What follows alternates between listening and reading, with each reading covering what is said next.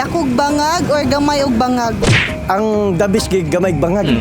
Ano sa lang kalas nakatilaw gamay nga bangag? Kanang bangag, daghang bangag. Kay tungod kay ang bangag, muni pinakadabis ang pinakagamay bangag. Unsa man nga bangag dahil mong natilawan? Ang pinakadabis nga bangag kanang gamay pungango, ang bangag sa tumoy makahatag og gugma.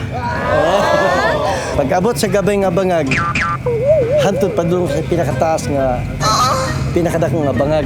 Tilapan na itong hinahinay, Hinay sunod? hantod mo dako. Di ba ayay?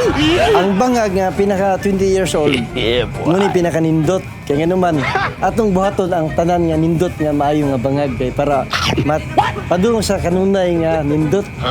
Nga himuon na to unsay nindot kay nga bangag. Sa 45 to 50 years old, unsa man na siya? Gikan sa ubos, padulong si ibabaw. Di ba, kalokey?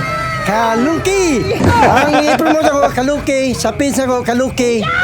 Nako sa Sampans ka, sa Del Sur.